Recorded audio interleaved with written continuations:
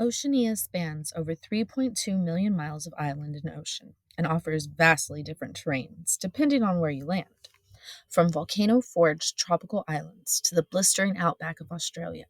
This area can be a survivalist's dream or their worst nightmare, depending on your perceptions.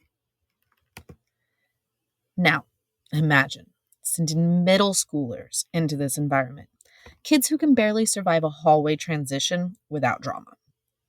They're about to take on volcanic islands, rogue tides, and heaven help them, coconut shortages. It's delightful chaos and the perfect setup for authentic, unforgettable learning. Because surviving in the wild isn't just adventurous, it's a real world problem demanding critical thinking, creativity, and resilience. Enter problem based learning. In the pre lesson, students begin by studying and analyzing the key vocabulary, geography, environmental challenges, economies, and cultures that make Oceania unique. They engage with multimodal materials, slides, maps, videos, vetted articles, and images, which, according to Matthias 2025, aids in creating stronger, more integrated memories. The learning objectives for this phase are that students will be able to identify and describe major geographic regions and cultural features of Oceania. Students will be able to paraphrase and synthesize information using their own words. And finally, students will begin building connections between environment, culture, and survival needs. Assessments at this stage include daily paraphrased paragraph summaries of what they learned, guided by a structured rubric. This ensures that even with the wandering attention spans of middle schoolers, no one gets lost. Technology resources that will be utilized during this pre-lesson are primarily Google Docs for both their research gathering and writing, as well as Google Slides for the dissemination of key terms. So now that students have built a solid foundation, it's time to raise the stakes with phase 1 of the central lesson, where students will randomly draw a survival scenario tied to a real-world location in Oceania and research their location in order to create a survival guide. Each scenario includes guiding research questions tailored to the region's geography, climate, natural resources, and cultural traditions, ensuring focus but also sparking curiosity. Students will answer structured guiding questions, but will also be asked to identify 2 additional subtopics of their own choosing. In doing so, they must also explain why these extra areas were important and how they would impact survival. Learning objectives for this phase are that students will be able to critically analyze environmental conditions and cultural traditions in order to solve survival challenges. Students will be able to independently extend research beyond provided prompts. Finally, students will also paraphrase findings in their own words and connect information to real-world survival planning. This extra layer of pushing students to think of their own topics of research supports metacognitive development.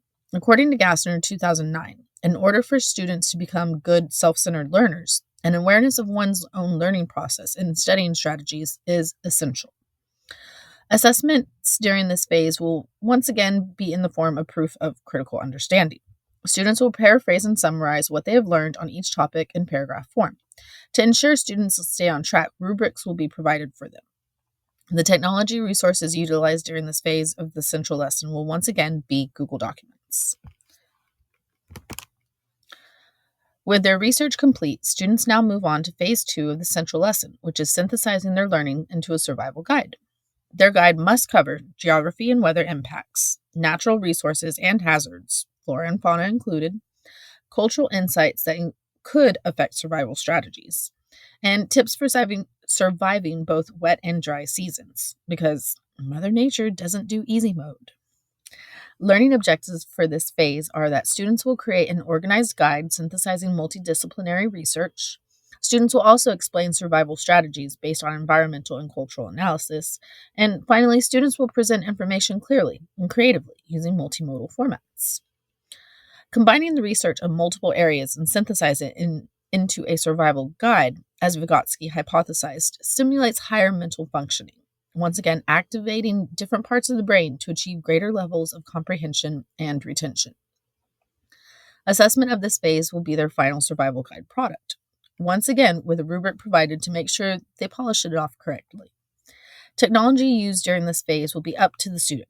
They will have the option to create a survival book using Canva, or have the option to go full on Robinson Crusoe and use charcoal and aged manila paper. Finally, students embark on their survivor's journal, a first person narrative chronicling their adventure of being stranded on their assigned island. The journal includes 20 entries total, 10 per season, a blend of longer, 7 to 10 sentences, and shorter, 3 to 4 sentences entries, and a first person point of view, highlighting adaptability, resourcefulness, and creativity. And because no survival story is complete without unexpected disasters, throughout the journal writing, students will draw 4 chaos cards, random events like snake bites, coconut theft, or rare strokes of luck, which they must integrate into their survival story. The learning objectives for this phase are that students will creatively apply their research knowledge to dynamic survival scenarios. Students will demonstrate flexibility, adaptation, and resilience in writing. And finally, students will gain emotional attachment with the knowledge they learn. When we encourage emotional attachment to knowledge, according to Bransford, it becomes sticky and becomes deeply ingrained. On the one hand, yes, I will definitely get a sense of devilish satisfaction when they groan because their carefully laid plans were unraveled by coconut crabs stealing the only box of matches they had left, or being stung by a lionfish while hunting for the only meal they had managed to gather in days. But those groans and silent curses at me under their breath, they'll remember those. Ultimately, this isn't just a project about surviving in Oceania. It's a metaphor for life. Learning how to adapt, problem solve, create, and recover from chaos is exactly what we want our students to take into the world beyond middle school.